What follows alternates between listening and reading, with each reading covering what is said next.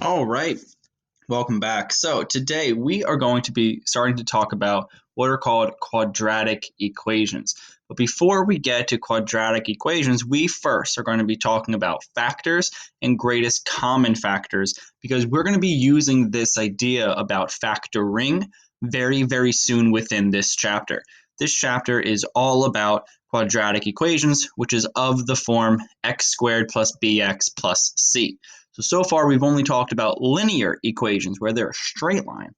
We're now going to be starting to talk about quadratics, which add a curve to their graph. They kind of look like the U graph, if you've ever seen it. They look like this on a graph. But before we get to that point, we need to review factors and greatest common factors, and then we're going to be continuing about talking how to factor any expressions that we see.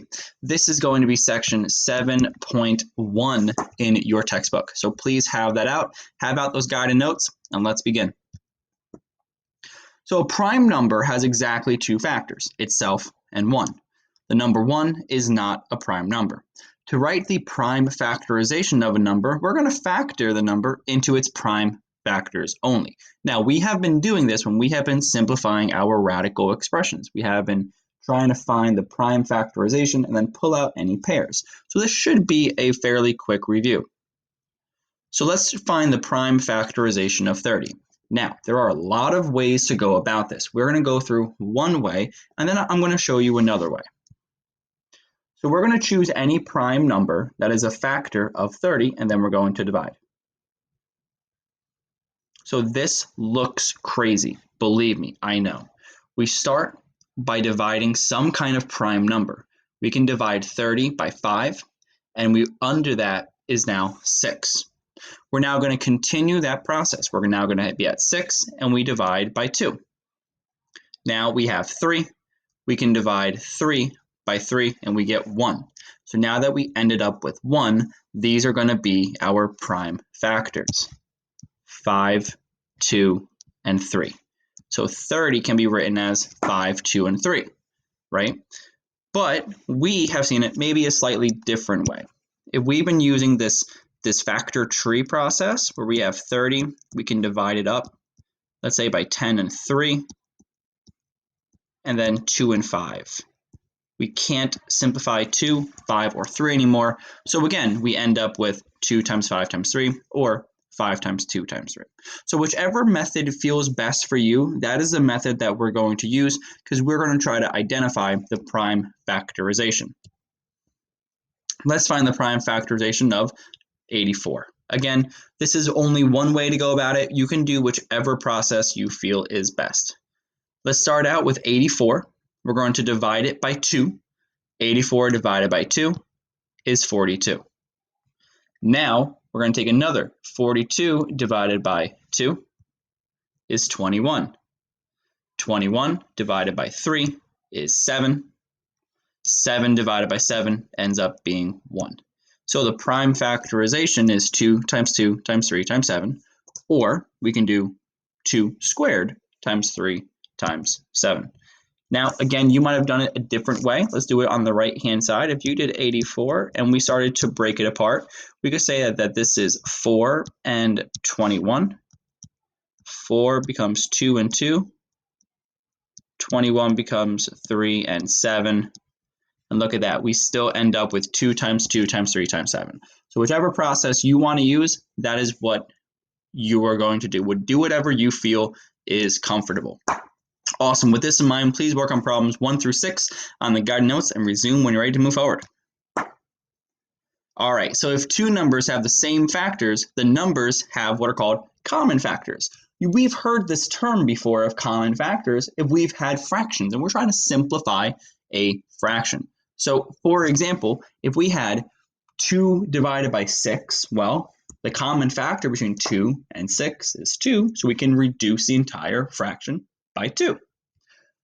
We have what's called the greatest common factor as the largest of those common factors. We also call that the GCF.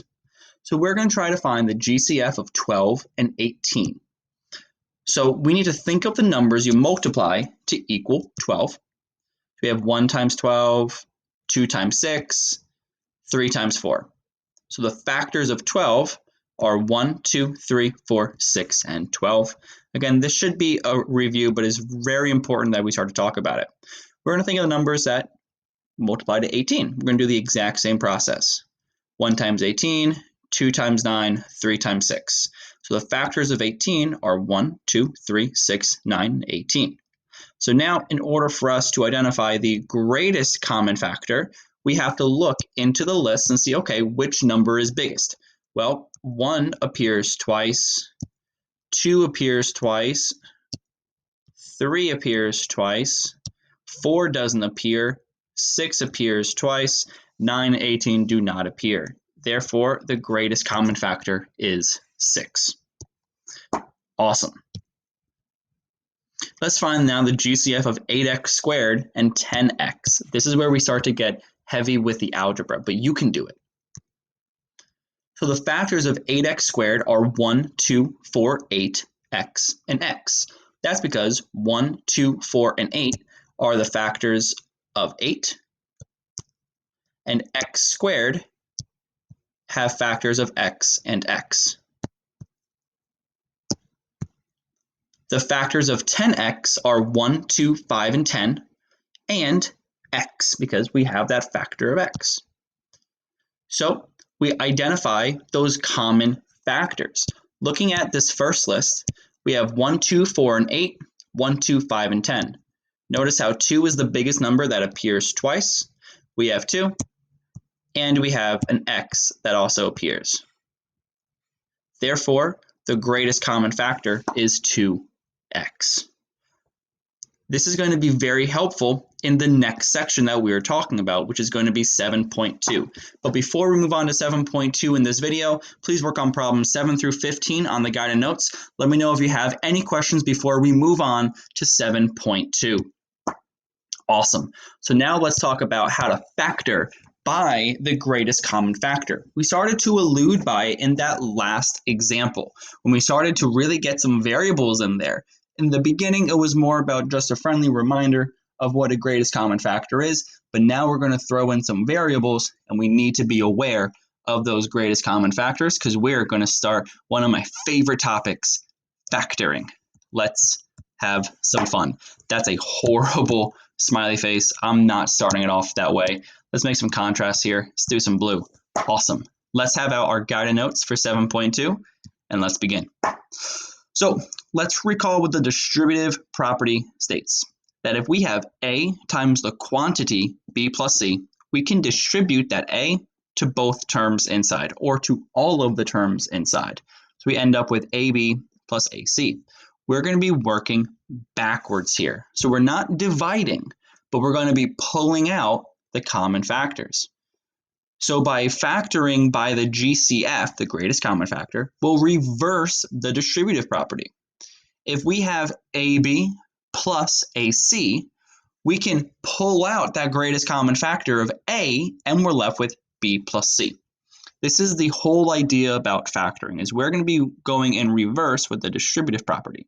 We're soon going to see a little bit more complicated examples of it, but this is the essence of factoring.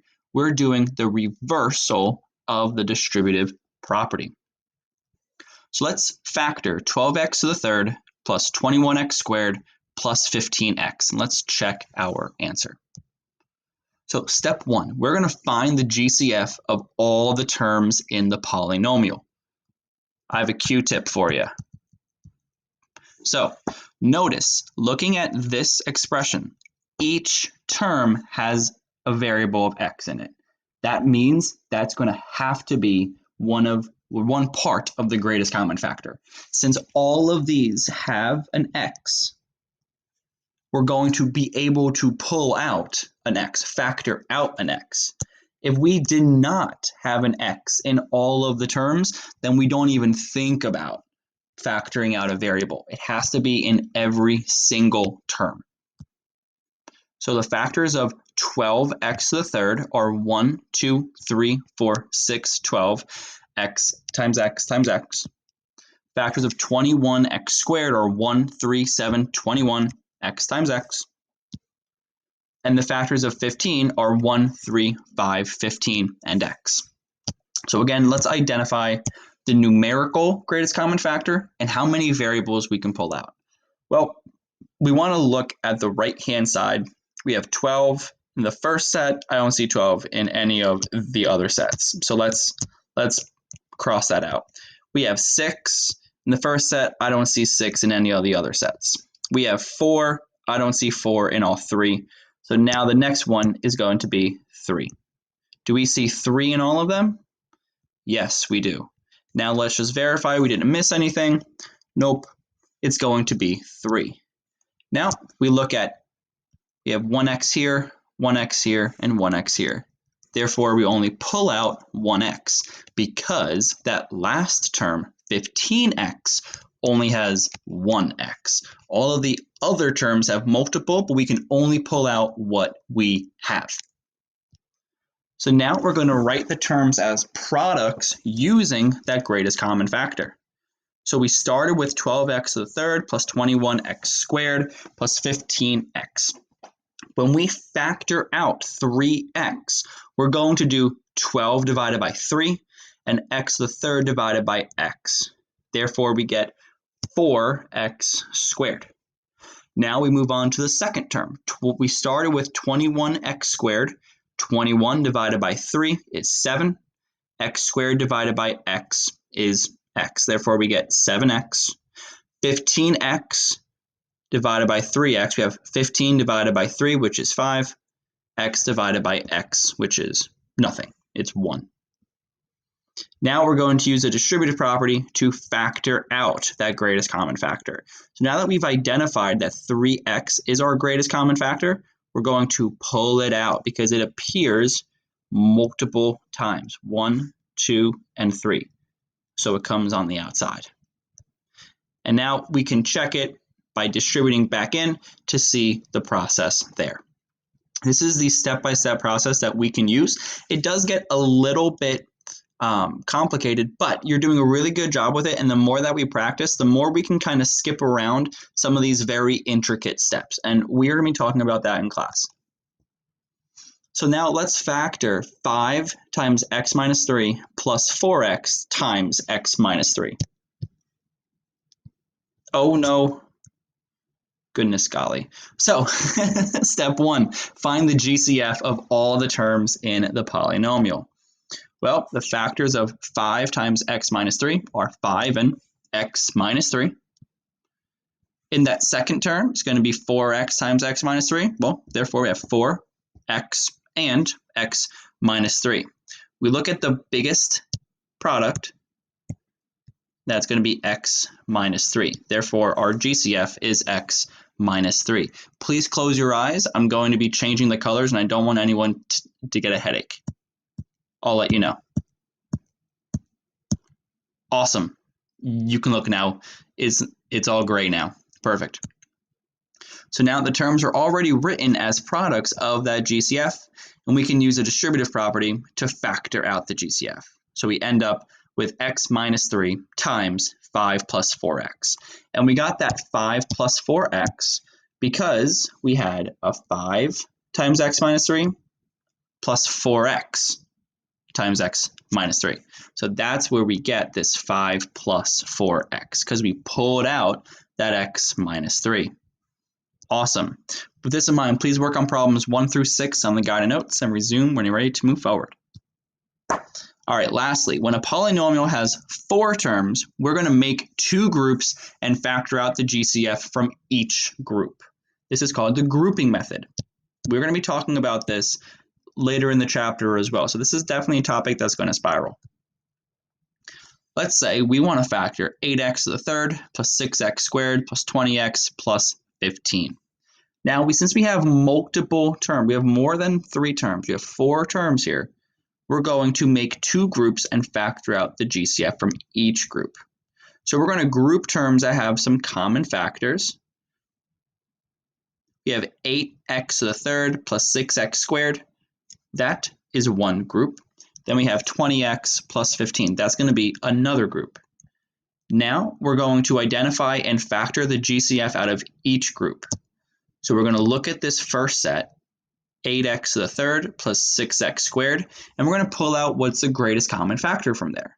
Well, we have 8 and 6. The greatest common factor of 8 and 6 is going to be 2. We're going to pull out 2. Then we have x to the third and x to the second. Well, how many x's can I pull out from both of those terms? We can pull out x squared.